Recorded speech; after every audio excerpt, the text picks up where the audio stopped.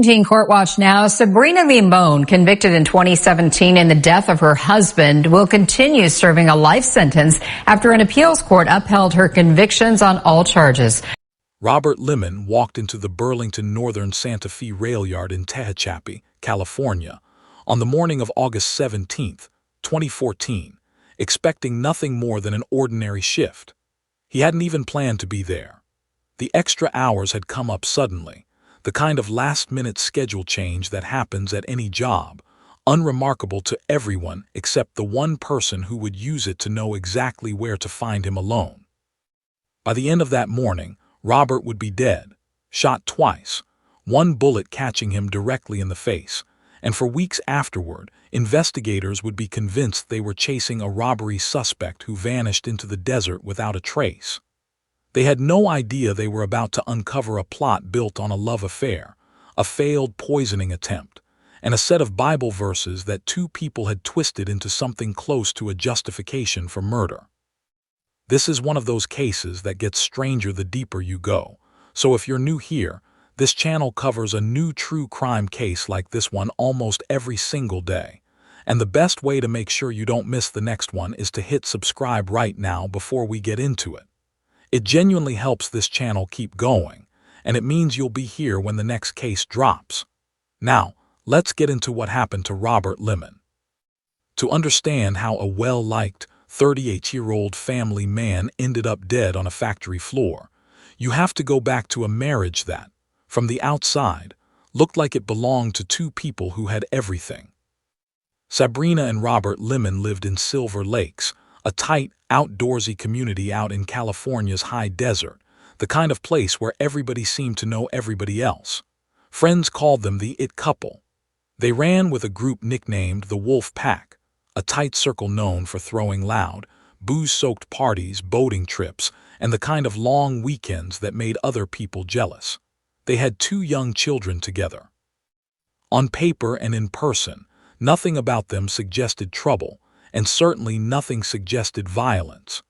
Nobody who spent time around Robert and Sabrina ever described a relationship marked by abuse or threats. Whatever was coming, it wasn't going to look like the kind of domestic violence pattern investigators usually search for first. In 2008, according to Sabrina's own sister, Julie Cordova, the couple decided their marriage needed more excitement, and they opened it up to other people. They spent time with other couples, went on trips together, partied at the lake near their home. For a while, it seemed to suit them both, but somewhere along the way, that changed. Sabrina wanted out of it. She wanted to go back to a traditional monogamous marriage, and she wanted to bring her family back into church. Robert, by Cordova's account, wasn't interested in giving up the lifestyle they'd built. That disagreement over what their marriage was supposed to look like going forward never really got resolved. It just sat there, unspoken, underneath everything that came next.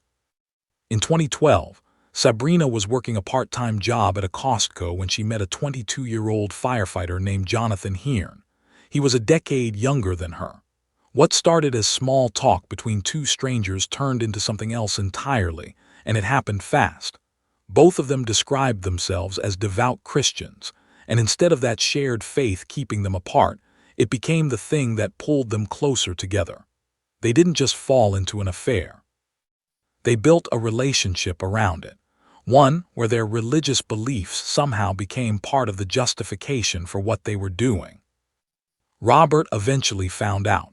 He came across intimate text messages on Sabrina's phone and confronted her, demanding she cut things off with Hearn. She didn't.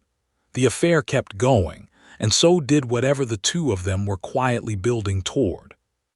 The first real sign of where that was heading came out only later, in Hearn's own testimony, and it involved something far more calculated than anyone expected. Hearn told the court that he had ordered arsenic trioxide online, months before Robert was ever shot. He said he mixed the poison into a batch of banana pudding and gave it to Sabrina to send with her husband to work. According to his testimony, she did exactly that. But later that same day, the two of them started panicking, worried about what would happen if the poisoning was ever traced back to them. Hearn said Sabrina called Robert and told him to throw the pudding away, claiming the bananas had gone bad. They agreed to wait, to try again later when they felt safer.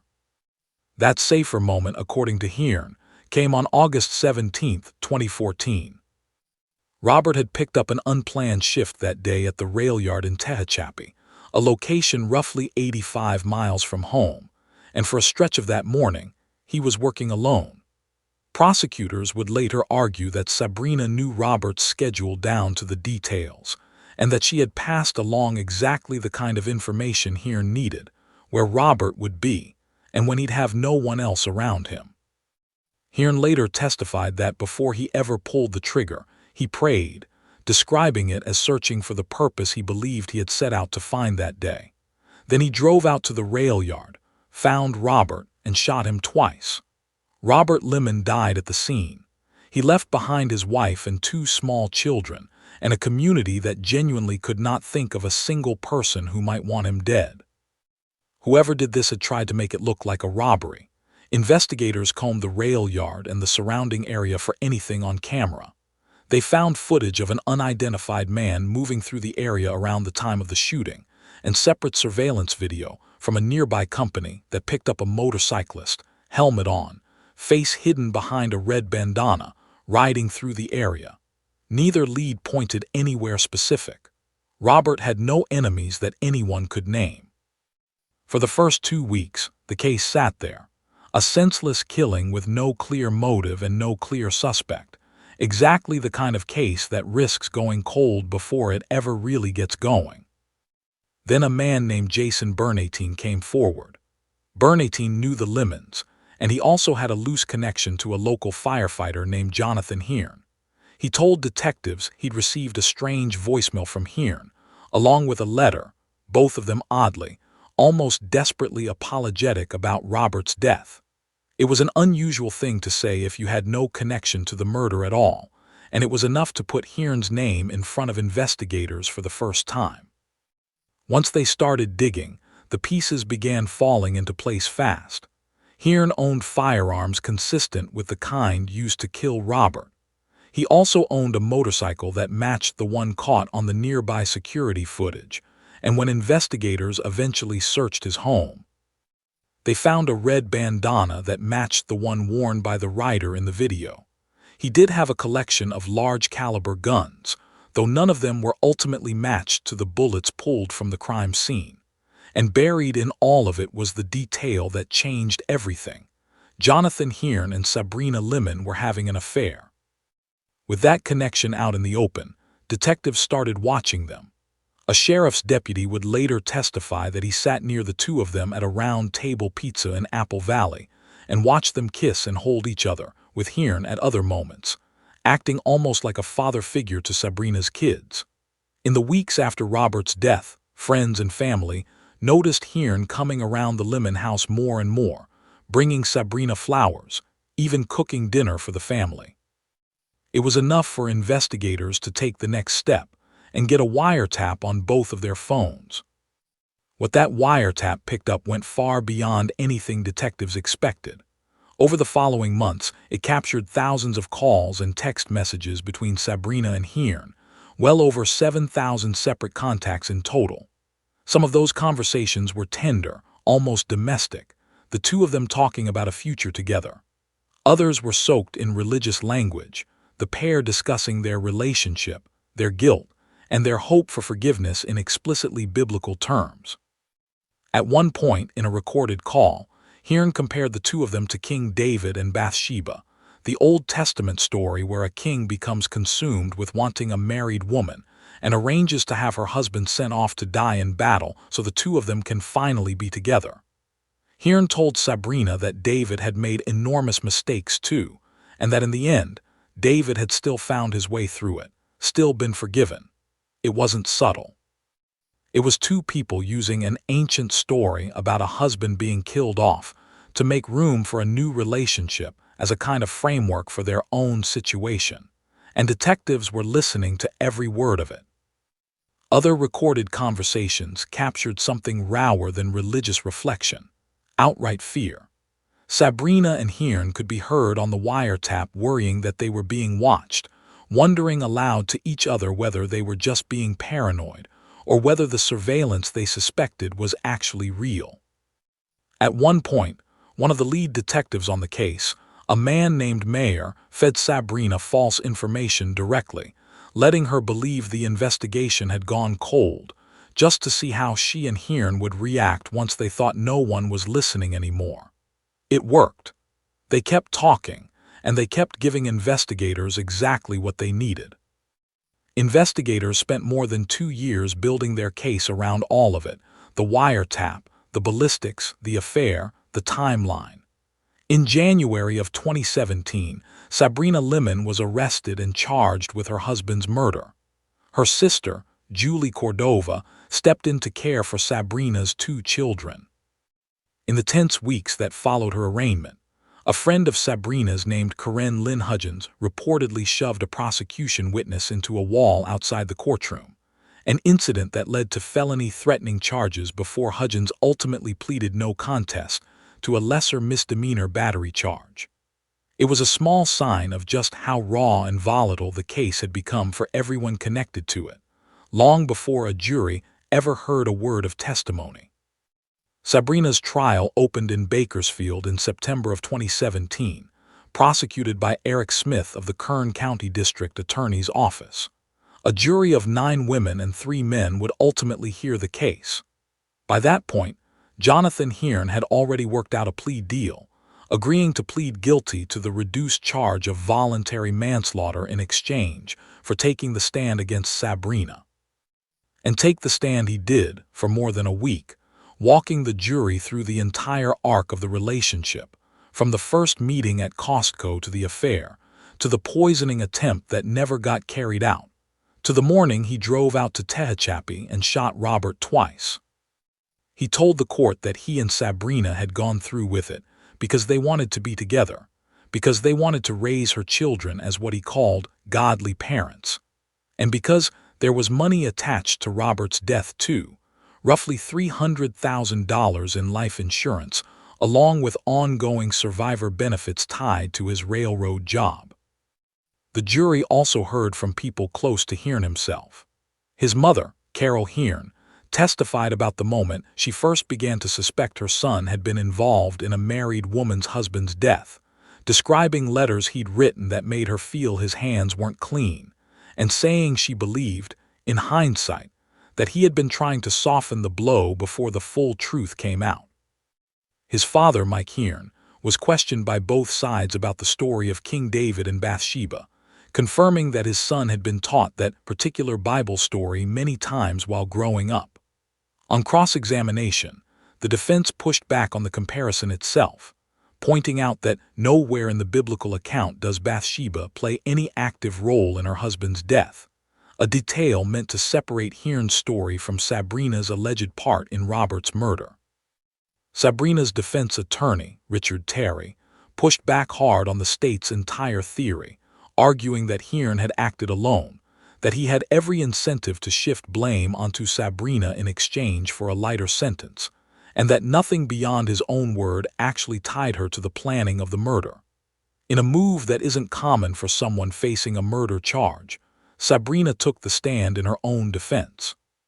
She denied any involvement in planning her husband's killing, and she denied any knowledge of the poisoning plot Hearn had described under oath.